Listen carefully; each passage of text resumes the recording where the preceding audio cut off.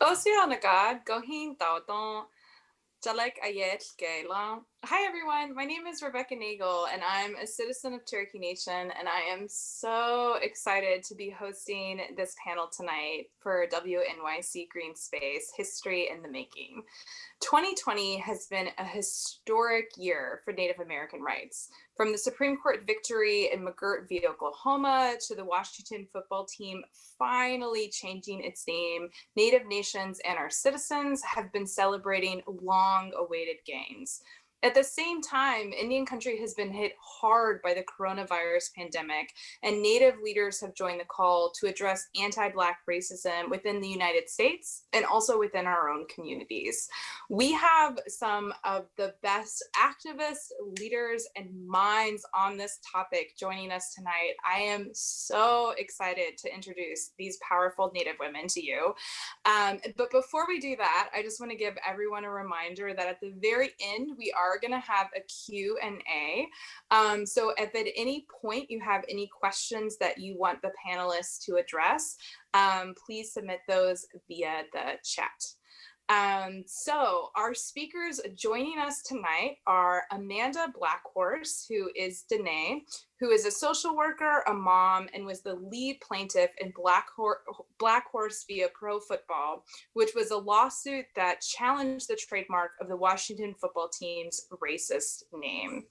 Amber Starks is a citizen of Muskogee Creek Nation, a salon owner, a natural hair advocate, and a social media influencer at the intersection of Black liberation and Indigenous sovereignty. And Abigail Echohawk, who is Pawnee, is a public health advocate, researcher, and the director of the Urban Indian Health Institute and the chief research officer for the Seattle Indian Health Board. Abigail, we're going to start with you. And our first question is about violence and the crisis of violence against Native women. In the United States today, Native women are 2.5 times more likely than any other ethnic or racial group to experience rape or abuse in our life. 8 in 10 women will experience rape or sexual violence or domestic violence in our lifetime, and an alarming 1 in 3 Native women will experience that violence every year.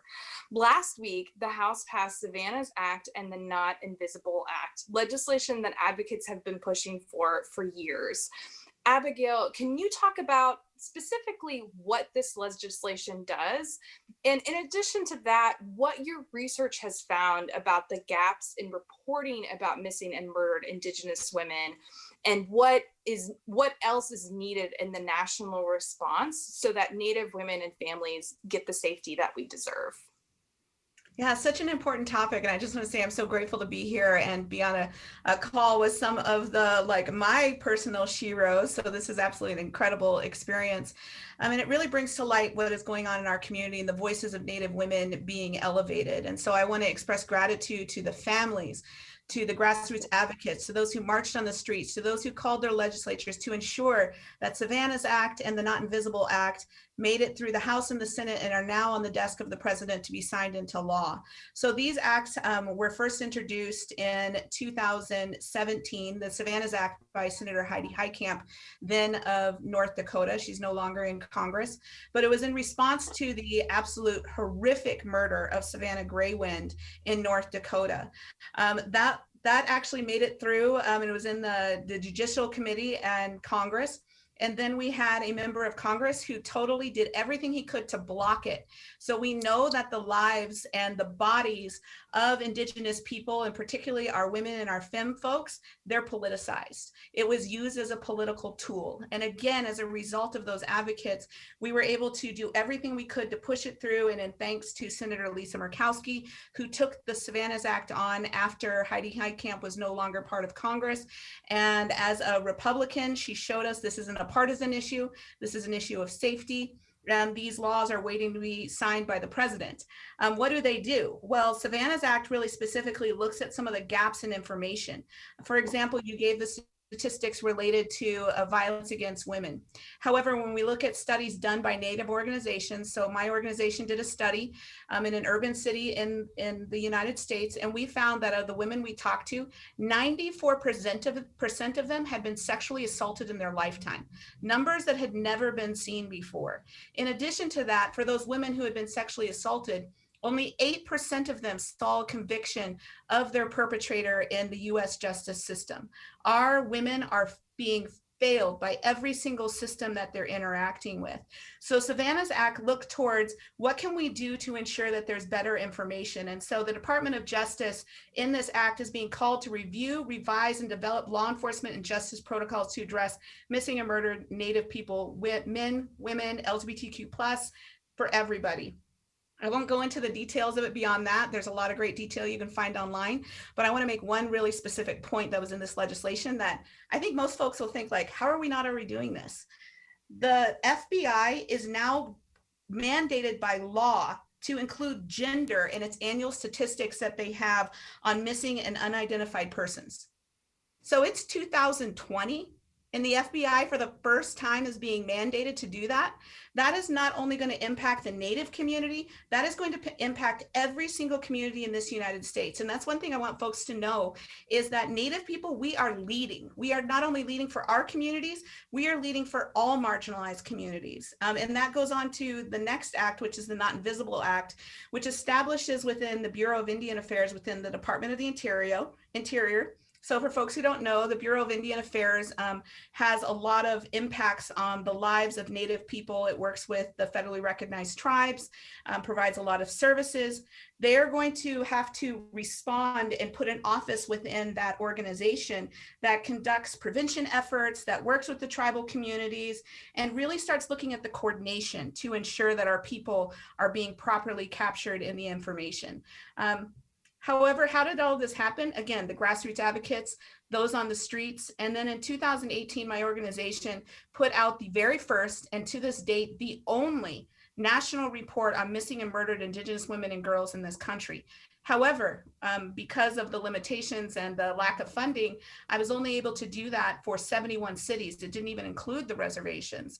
And so we know that there is an incredible lack of information because what we found in that is what these acts are trying to address, that law enforcement isn't capturing the data. There are cities like Fargo, North Dakota, who told us that their system automatically defaults to white if they don't capture race or ethnicity. Since when is race a default? I mean, that is the absolute example of how white supremacy has embedded itself into these systems that make us invisible on purpose.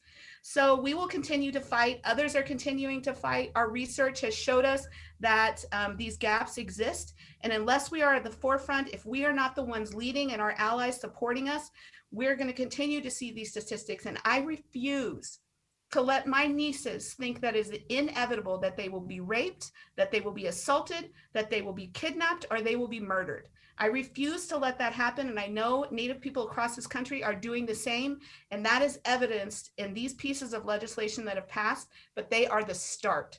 They are not where we finish. They are the beginning. So watch out, Congress. Native women are coming for you. Yeah, that's a great reminder of all the work that's left to do. So shifting from that recent victory in Congress, I want to talk about a recent victory that happened in the Supreme Court. So on July 9th of this past summer, the Supreme Court upheld the treaty and land rights of Muskogee Creek Nation in what people are calling the most important Supreme Court decision for Native rights in a century. For the majority opinion, Justice Neil Gorsuch wrote, and I quote, "On the far end of the Trail of Tears was a promise. Forced to leave their ancestral lands in Georgia and Alabama, the Creek Nation received assurances that their new lands in the West would be secure forever. Today, we are asked whether the land those treaties promised remains an Indian reservation, and we hold the government to its word." Amber, as a citizen of Muskogee Creek Nation, can you talk about what that decision means for your tribe and for Muskogee people?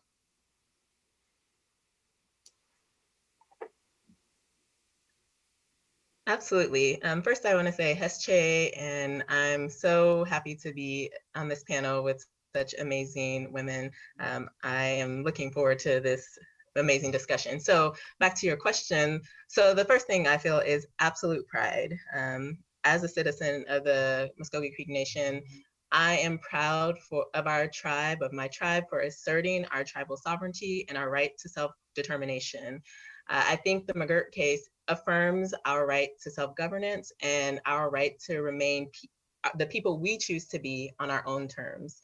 I think at the heart of this decision, it affirms what was promised to us, as you said, in the original treaty, that after being displaced from our homelands in what is today Alabama and Georgia, the boundaries of our reservation or our land trust in Oklahoma would remain ours for as long as the US exists.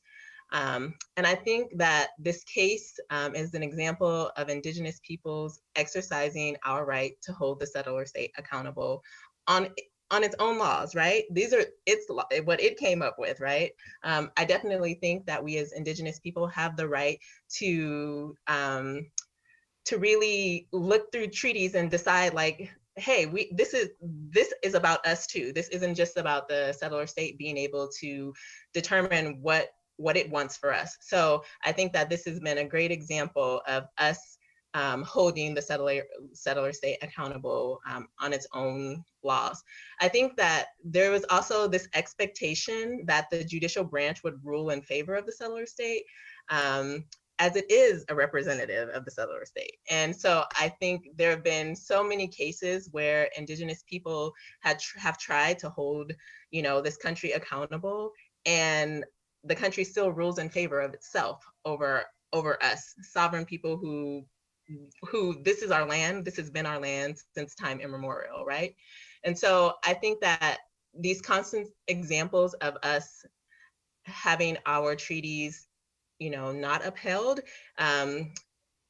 made a lot of us nervous that this wasn't going to happen. And so I think that it was a surprise in a lot of ways, right? This was kind of a David and Goliath case. And I know that many of us were kind of shaking in our boots and weren't quite sure which way it was going to go.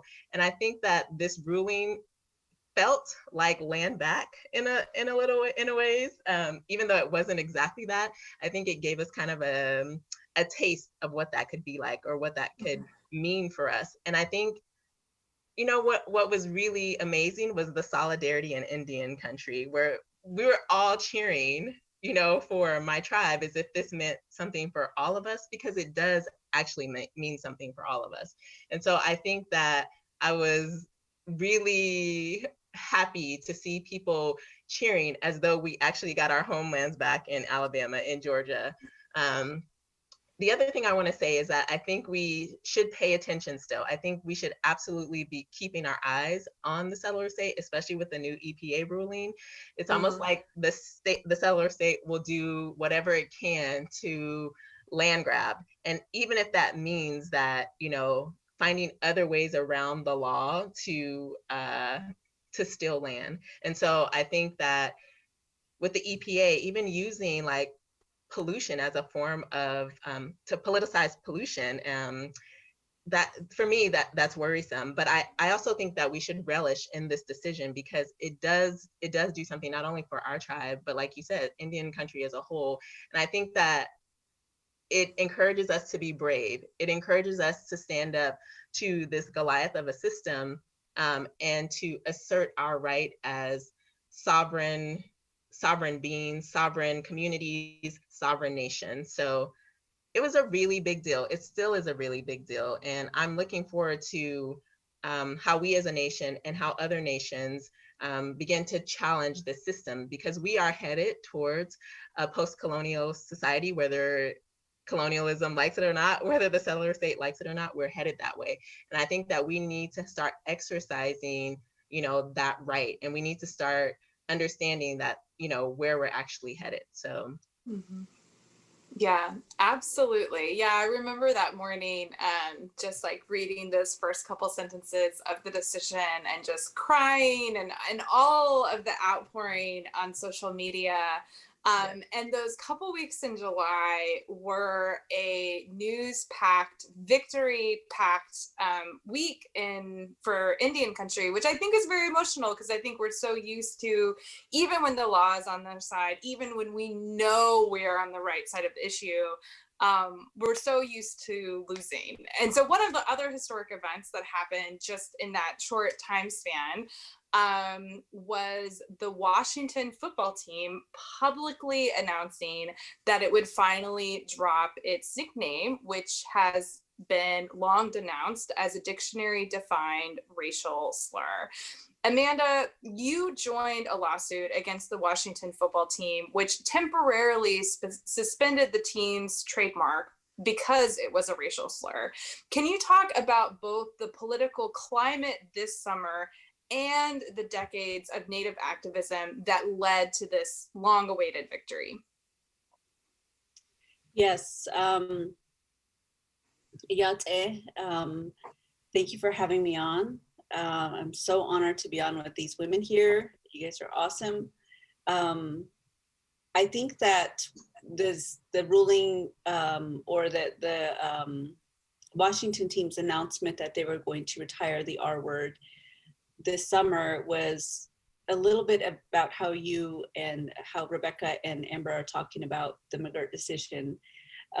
You know, it's something I didn't expect to happen.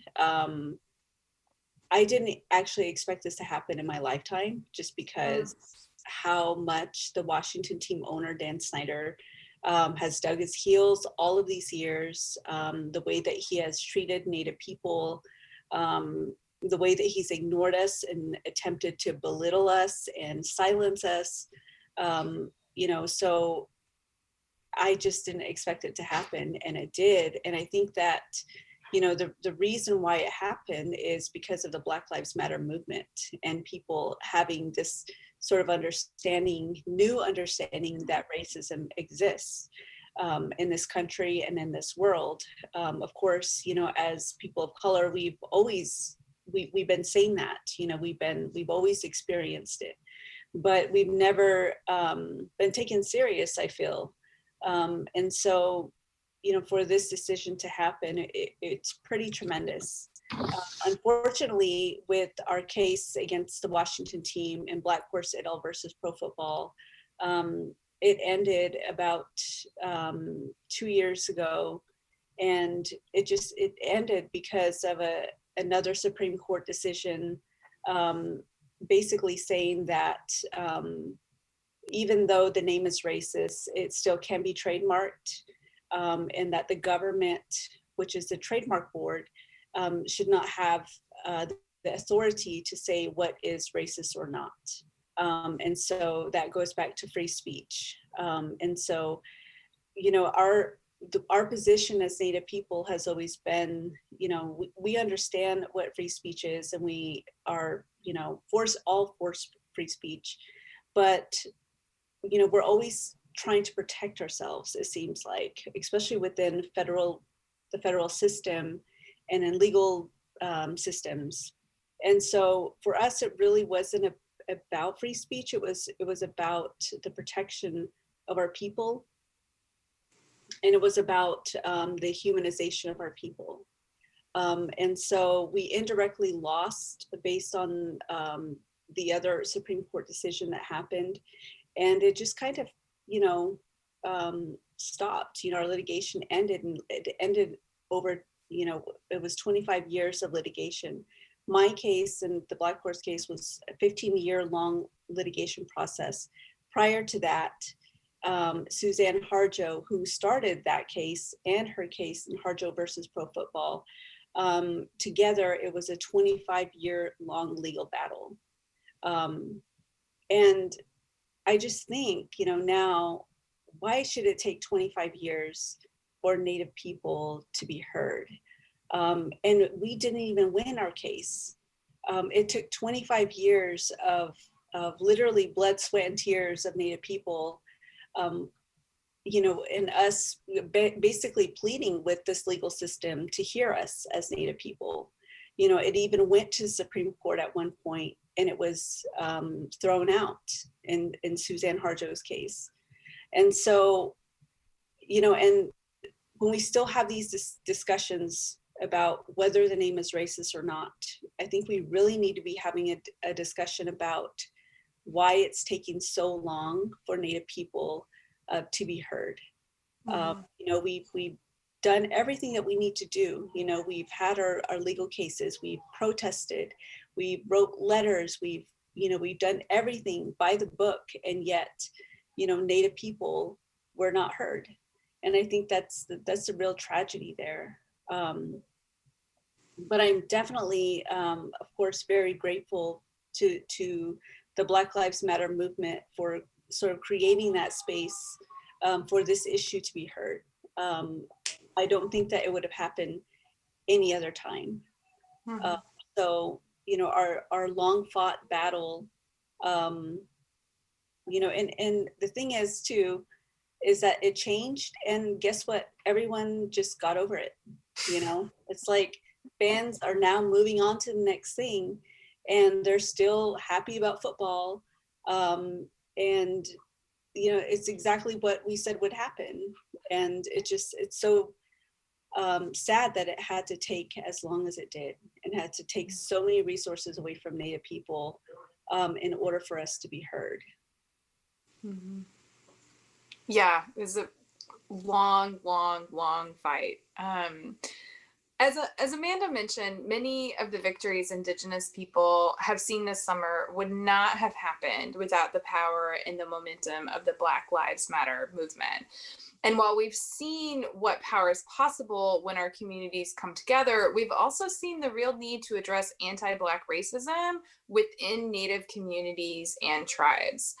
Amber, you recently tweeted this: the cooperation, kinship, and friendship between Black folks and Indigenous people will always be a threat to the U.S. settler state. Can you explain and break down what you meant in that tweet, and also talk about why the cooperation and what prevents our communities from cooperating with each other? Absolutely. I think what Amanda said was perfect about the Black Lives Matter movement creating space for not only Indigenous peoples, but for BIPOC in general, having discussions of oppression. I think that it's important to realize the intersectionality between BIPOC and what we've endured, you know, in this country. But specifically when it comes to Black liberation and Indigenous sovereignty, this country, this settler project has exploited Black and Indigenous peoples from the beginning, right? So for Indigenous people, it was exploiting our land and the genocide of our peoples so that the settler state can spread west, right? And then for Black folks, it was exploiting our bodies and using our bodies as product and utility. And so this settler project could not have been successful without both of our communities. And so it's an act of resistance for both of our communities to work together, to be friends, to be in community, and to have kinship with one another. So folks like myself who are Afro-Indigenous, we are the product of those two communities coming together in love sometimes, right? And so I think that tweet for me was a reminder that lateral violence is actually a product of the settler state. It is a product of white supremacy. And so as long as we see each other as opposition, whether than kin, whether than in the, you know, other than in the fight together, I think that we're forgetting that there's magic that can happen when we work together. So I think of examples of like the Seminole Nation, who at the beginning, when the federal government was trying to encourage Indigenous nations to enslave their Black maroon populations, or, you know, enslave folks who had run away from plantations, the Seminole Nation refused for a really long time. They pushed back against that because they saw Black folks as their allies, as their equals. And so I think that, you know, when talking about anti-Blackness in the in indigenous nations, I'm trying to speak to those issues of affirming the white supremacy, affirming the settler state, and using those tactics to, to harm Black folks and Afro-Indigenous folks. When we work together, are a threat to the system. We are a threat to the idea that white is supreme, right? We're a threat to the notion that there is no life outside of settler colonialism and white supremacy. And so I'm asking relatives to think about the contributions we can make together, because we are linked. As long as this settler project endures, Black folks and Native folks are linked. And as long as we don't address lateral harm and even the ways in which our country has used us against one another, I think that we're going to have a hard time dismantling these systems. We talk about decolonization all the time, but decolonization involves dismantling anti-Blackness. It involves us thinking about ways of living in a post-colonial world together, because for a lot of Black folks, we are indigenous to this land, and so we're not going anywhere. And I think that we have to start looking at how we cooperate right now, because we're going to need that even once the system is dismantled. So that's my hope. My hope was that our working together will help us to move forward. And I'm hoping that we realize how much, I'm just hoping that we realize that we cannot reproduce the settler state in our own communities. Mm-hmm. That is going to be a threat and a prevention to our solidarity going forward. Mm-hmm. Absolutely. Absolutely. So in this history-making year of 2020, one of the biggest forces that has been shaping all of our lives is, of course, the coronavirus pandemic.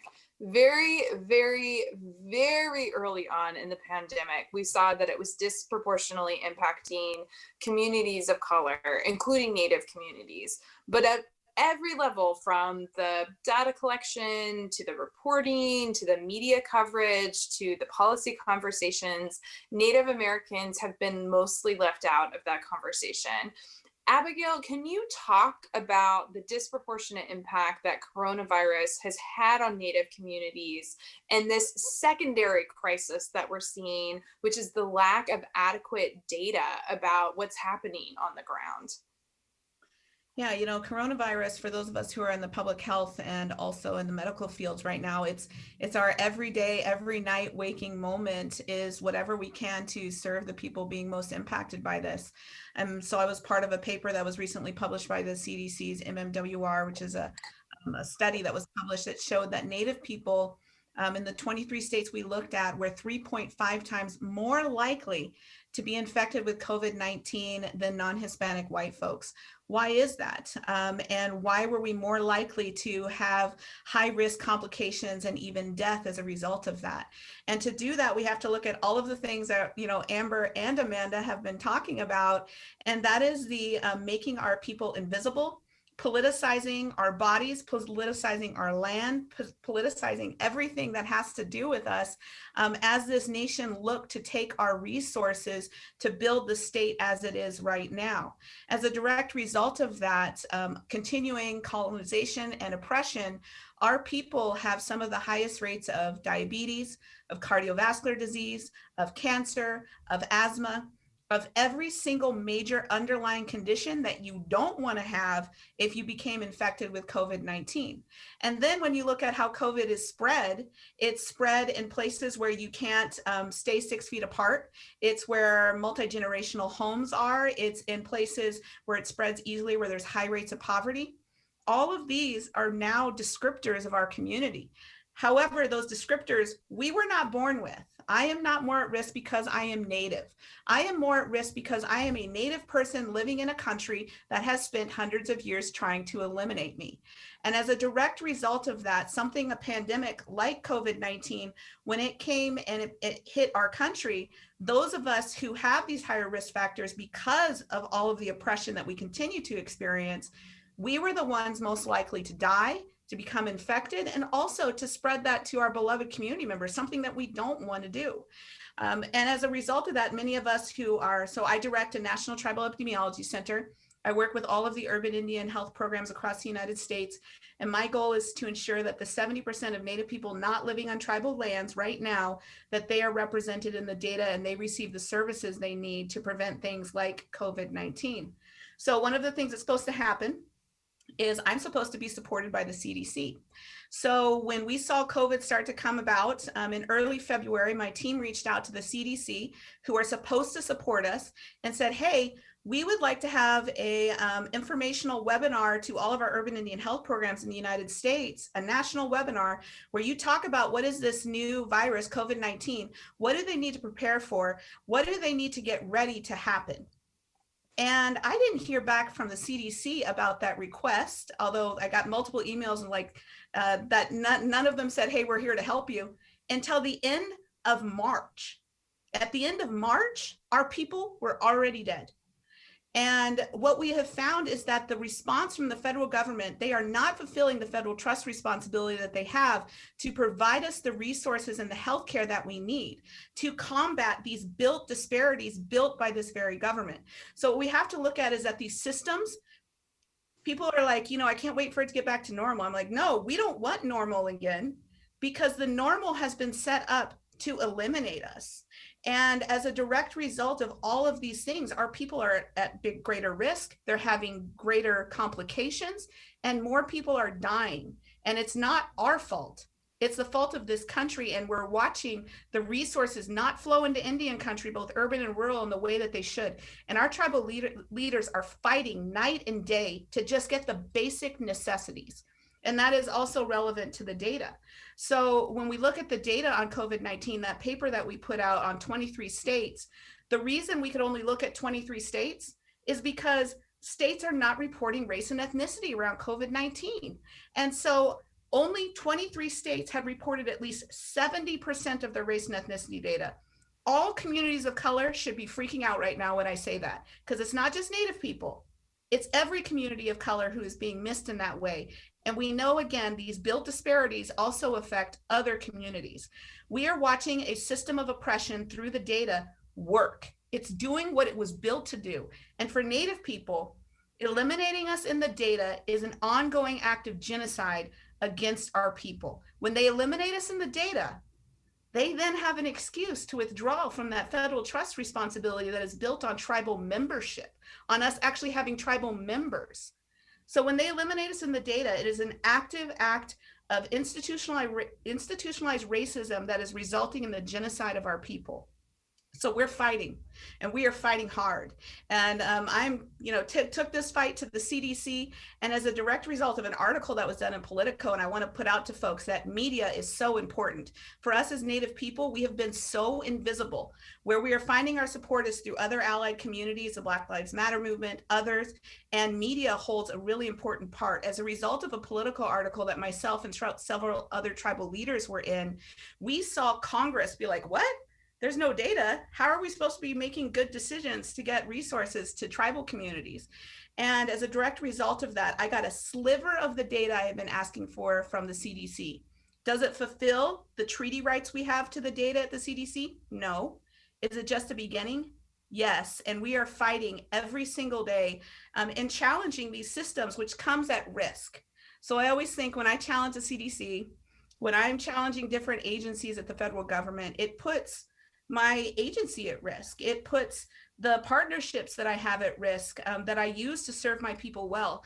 But one thing we don't have an opportunity as people of color, as Indigenous peoples, we don't have the privilege to not take risk. We have to. I took risk with many other MMIW, missing and murder Indigenous women's advocates. We take risk every day when we're challenging the police system, just like the BLM folks. We're taking risk that is a risk of our families, our communities, our tribes, our children, our very own bodies. We have to take that risk. And with that risk comes cost. I know many public health folks that I work with right now, we are tired. We're exhausted. There's no such thing as self-care right now. but our people are dying and we refuse to let that happen, and we will take that risk. What we need is good allied partners from this entire nation to stand with us, to challenge with us, and to push, because it's going to take all of us. And the health of Native people is the health of this entire nation. Mm-hmm. Yes, really, really, really powerful, powerful reminders.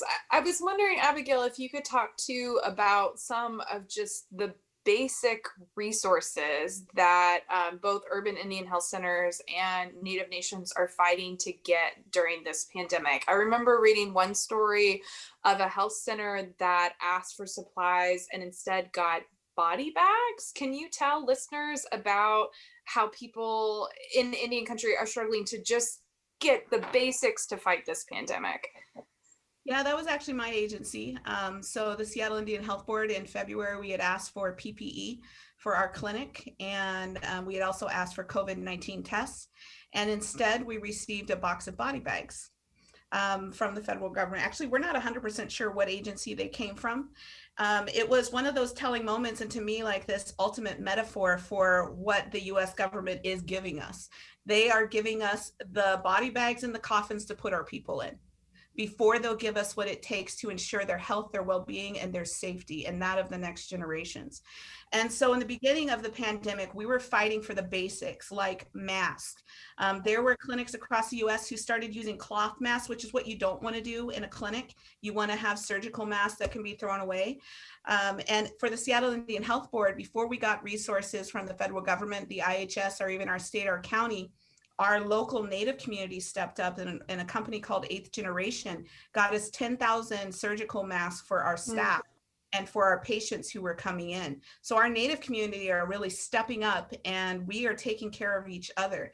But one of the other things that has been a battle across Indian country is access to testing and getting the right test. It's only been within probably the last 6 to 8 weeks that agencies across the country have gotten enough supplies to do the right testing. How far are we into this pandemic right now? That's appalling. It took longer for the CARES Act funding, which was passed by Congress to support the entire nation, came out of these CARES Act packages. The longest time it took to get the money from the federal government to entities, the states got it before we did. The counties got it before we did. Indian country were the last ones to receive these allocations of funds. And so again, we're seeing these systems play out and our people being actively harmed. Right now, there is a big push within the communities, again, to make sure that we're hearing word about a vaccine. I was recently part of a study that came out by the National Academy of Sciences where we're asking for equitable allocation of that vaccine. How do we know it's going to reach Indian country?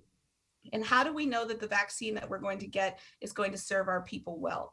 So we have more of those concerns upcoming. And again, our leadership in these clinics and tribes across the country, this is their every waking moment, doing whatever they can to fight for the lives of their people. And now when we get towards where we have a vaccine, our people should be towards the front of the line, if not leading it, because we have been the most disproportionately impacted by this virus. Mm-hmm. Absolutely. Absolutely. So we've talked a lot this hour about the violence of the United States against Indigenous people and the continued violence. And within that long context and the long history, we are less than 30 days away from an election. And in recent years, we have seen some historic victories like Sharice Davids and Deb Hollins being elected to Congress, but we've also seen widespread voter suppression, specifically targeting Native communities.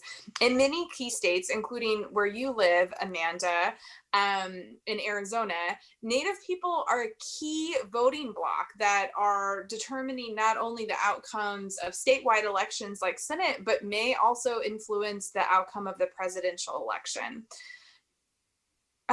But there is a complicated history.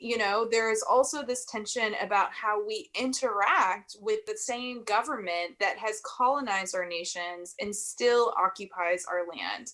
Amanda, I was wondering if you can talk personally about how you see the power of the Native vote and nationally its significance in this upcoming election. So voting has always been a very difficult sort of topic for me, just because I feel like, you know, there's so much energy that's sort of pushed at this, get out and vote, let your voice be heard. But I feel like, we're such a small population of people that, are we really being heard? And I was looking at the votes in 2016, and the Donald Trump actually won his election because of electoral votes, and he lost the popular vote, so our vote as individuals, by 3 million, and won the electoral vote by 74 over Hillary.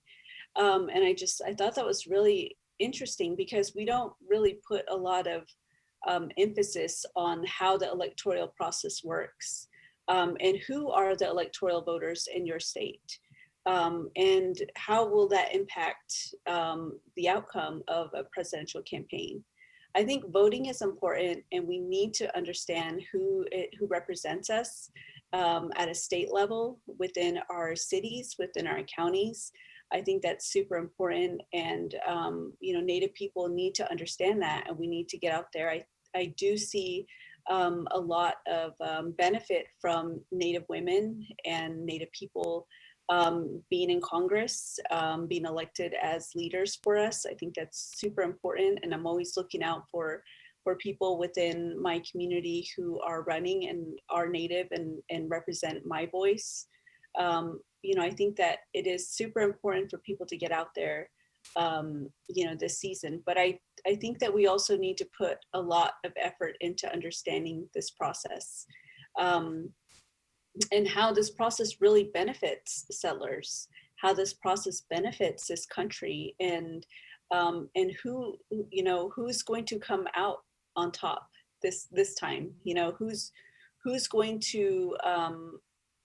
to be running this country, and how do they get there? I think that's how we definitely need to look at those, at that. It's important, I think. But of course, get out there and vote, because it's, we need to participate in this process for sure, but don't stop there. Always, use your voice. Activism is definitely important, because if we just waited for the polls to determine what's best for us, and we waited for politicians to decide for us, we're never going to be represented as Native people.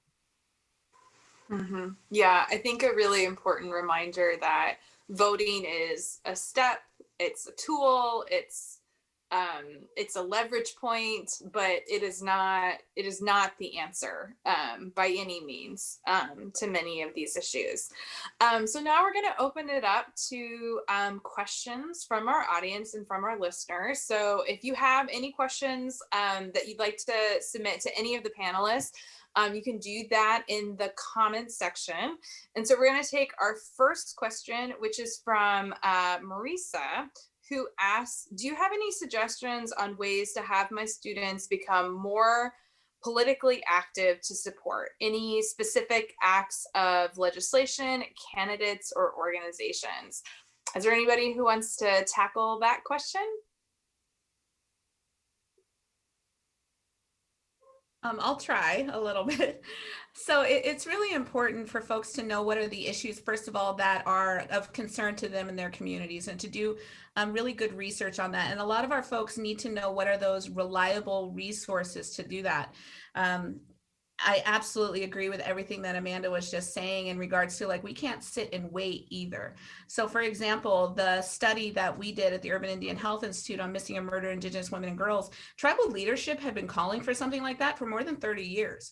They've been asking the Department of Justice, the FBI, the federal government, and everybody said, oh, these are just stories, and it'd take us millions of dollars to be able to do something like that. My organization, we decided we weren't going to wait. We didn't have anybody to fund that for us. And I was actually really fortunate to be able to self-fund that. And I spent $20,000 for a report that has now created more than 12 pieces of legislation in 10 states across the country, and was part of passing 2 major acts of Congress. And it was used by the community. This is the most important part to me. It was used by the community to raise awareness and to change the environment within their communities to show what was happening and what a crisis this was. We can't wait. And that's one of the things that I would press that urgency to your students and let them know that, yes, they can find and they should identify those key issues that are important to them. Look, I always think, again, so important to vote. The reason Savannahs Act did not pass through the Judicial Committee was a partisan fight where a Republican from North Dakota, he simply wouldn't allow it to go through, and he was retiring that year. So there was no repercussions for him, and he basically took one for the team because they didn't like Heidi Heitkamp at the time. And so we have to vote for people that are not like that, and looking at their records and understanding that in an ideal world, we get to vote for a person of color every time. And if we can't, we need to ensure that we are voting for people in communities. Senator Lisa Murkowski, again, a Republican. However, her constituency of American Indian and Alaska Native people in Alaska, they push her, they hold her accountable. And when Heidi Heitkamp left Congress for the Savannahs Act, Senator Murkowski told me, she said, and she told Heidi Heitkamp, she said, I will take this on. This is important to my constituents. I will make sure that this piece of Congress legislation passes Congress. And she did. So for students, it's really important for them to get to know the issues, get to know the candidates, identify where they can use their voice, and to also recognize you can't wait for legislation. You can't wait for Congress. Use your voice in a multitude of different ways. Find out where you can practice your activism. And sometimes that activism is taking care of your community well. Yeah, really important reminders. I think it's really interesting, you know, a lot of times Native issues don't always follow clean party lines. Like that historic McGirt decision was written by Gorsuch, who's a Trump appointee, and it's probably, if not the one of the most pro-Native right decisions to ever come out of the Supreme Court. I think Murkowski is another great example where, you know, I think one of our political tools as Indian country is that we do have large populations in rural and more Republican areas. And so we have leverage. There are ways that we have leverage with both parties. So we have another listener question. Beth writes, as a white person who is appalled at what I was not taught in school about Indigenous peoples, I want to push our education system to bring in Native voices. Any advice? Amber, I wanted to maybe bring you in on that because from following you on social media, I feel like you have a lot of wisdom about ways that people can get engaged and be better educated.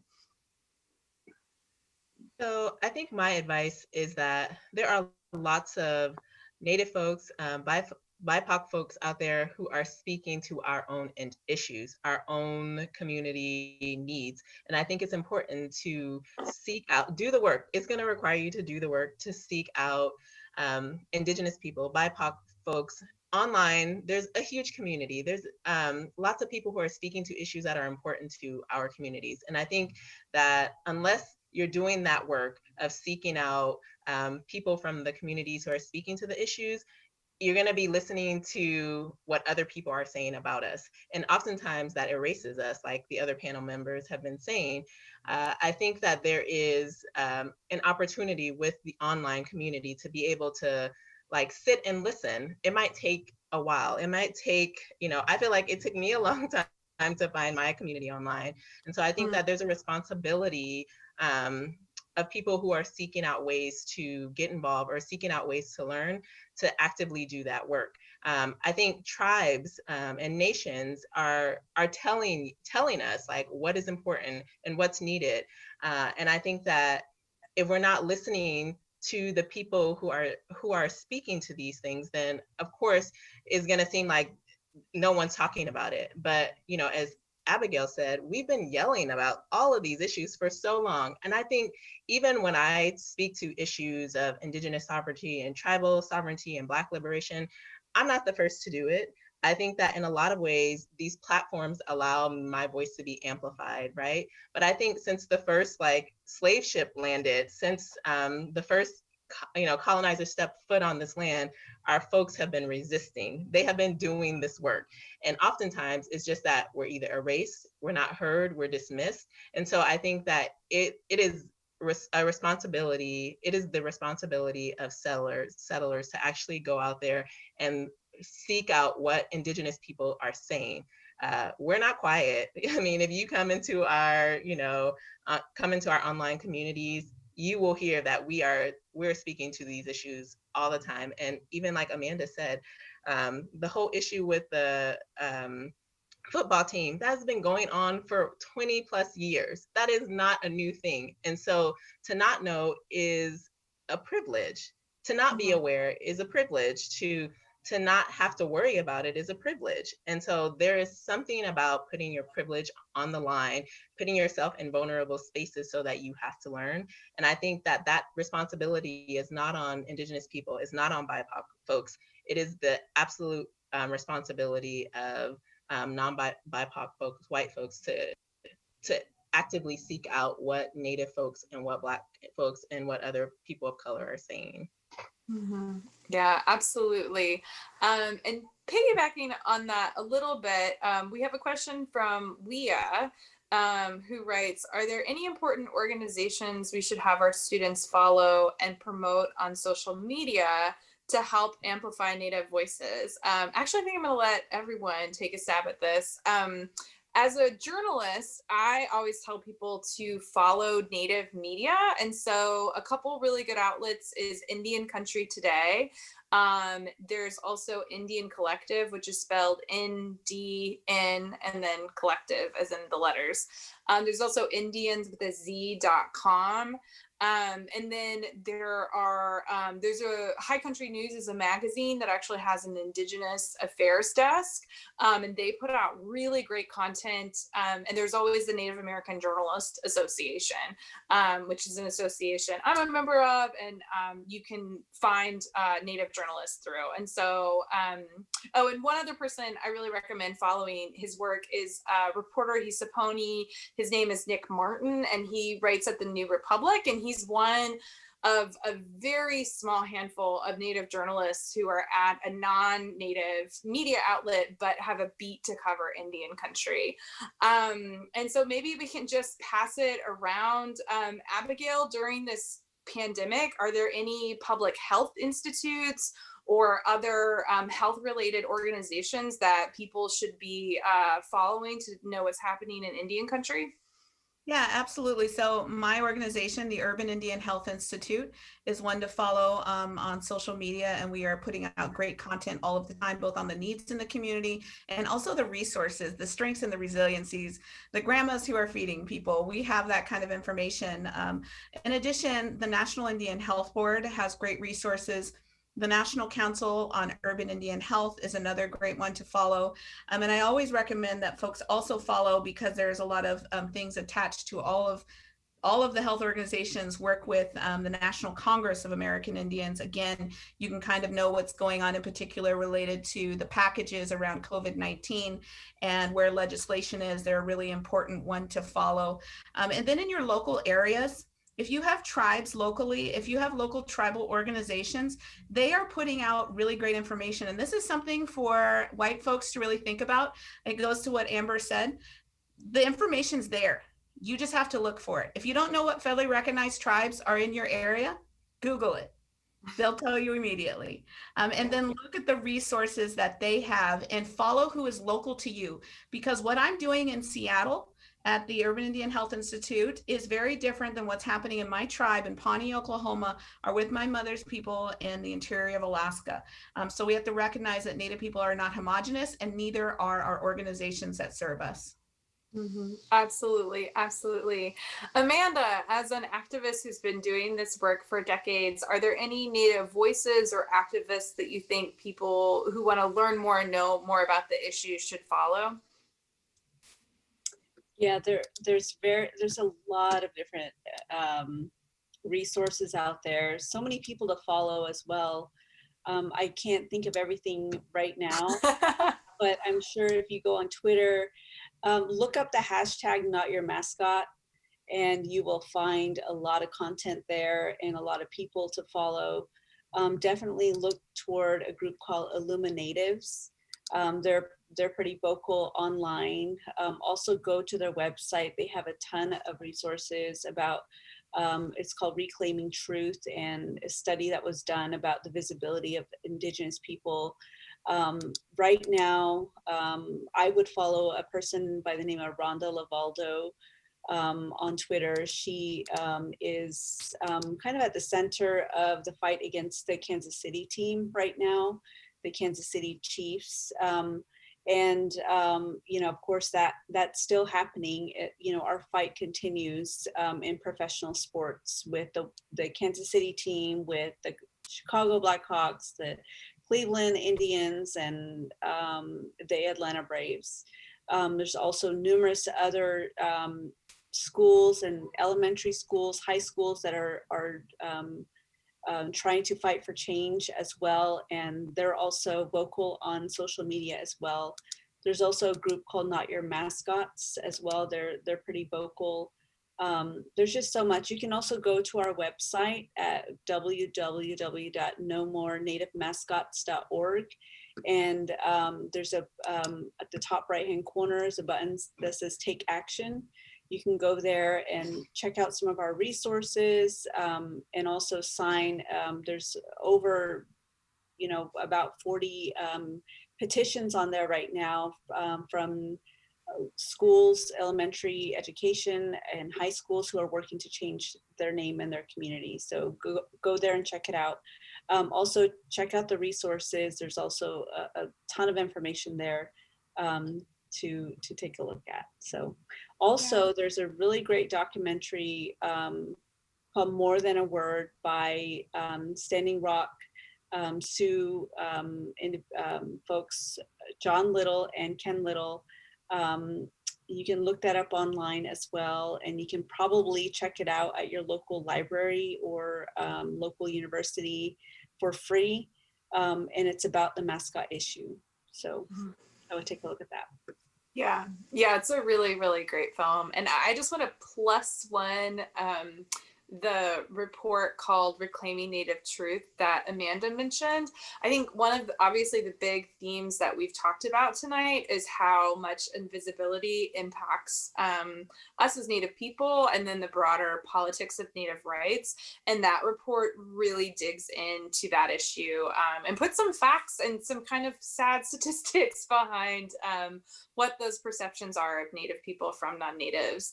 Amber, are there any voices or organizations that you want to add to this amazing list of folks and people and organizations that people who want to stay engaged after this panel should be following?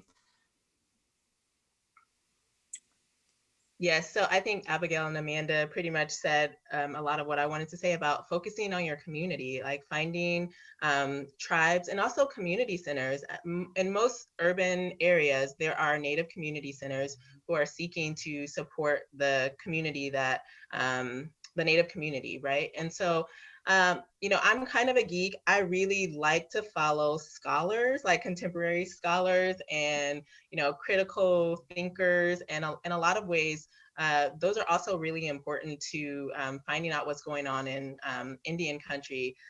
People like the 1492s, Dallas Goldtooth, and all those guys, they're pretty amazing. I follow people like Migrant Scribbles.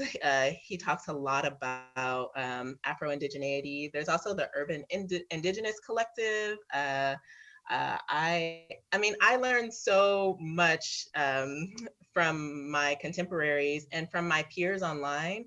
And so I think that once you start to follow some of these big groups, even like Seeding Sovereignty online, you then start to just like the doors open and you realize, like we've all been talking about, that Indian country is not silent. Like we are vocal, we are proud. And so I think that it is about tapping into what's happening locally. Get online, Google missing, murdered, and Indigenous women. You'll find lots of information about that and what people are doing. And so take your time with it.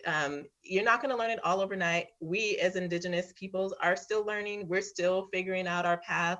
And so there's not an expectation for anyone to like have it like figured out right now. But I think, like I stated earlier, this is going to require work. Like actively dismantling systems that you benefit from are going to take work. It's going to take time, and it's going to take you addressing your currency in the world and putting that aside and listening to Indigenous peoples and the ways we tend to vocalize our oppression and our determination to decolonize. Mm-hmm. Absolutely, absolutely. And three women that should be on everybody's list to follow are our amazing panelists. So you can follow Amber's work at Melanin Muskoke, and Muskoke is spelled Mvskoke. You can follow Abigail Echo Hawk at Echo Hawk D3, and you can also follow the work of the Urban Indian Health Institute at the UIHI. And you can follow the really important work of Amanda Blackhorse on Twitter at Blackhorse_A. And then on Insta, she flips it. So it's A_Blackhorse. But all of these women have great content on social media and are also just doing the work. So we are so honored and grateful that you guys took the time to talk to us today about these important issues. I'm so humbled to have facilitated this conversation with you guys. It was kind of just an excuse for me to get to talk to some of my favorite voices in Indian country. And thank you to all of the viewers and listeners that tuned in. There's a full week of programming happening with the Green Space that they very proactively programmed, and I think is actually a really good example of a non-Native organization bringing Native voices to the front in a really thoughtful and comprehensible way. And none of that would be possible without member support. So if you want to make a donation to the Green Space or New York Public Radio, both of which are non-profits, they have made it easy for you. You can just get on whatever texting app you use and text the word live, LIVE, to 70101, and they'll text you right back with more instructions.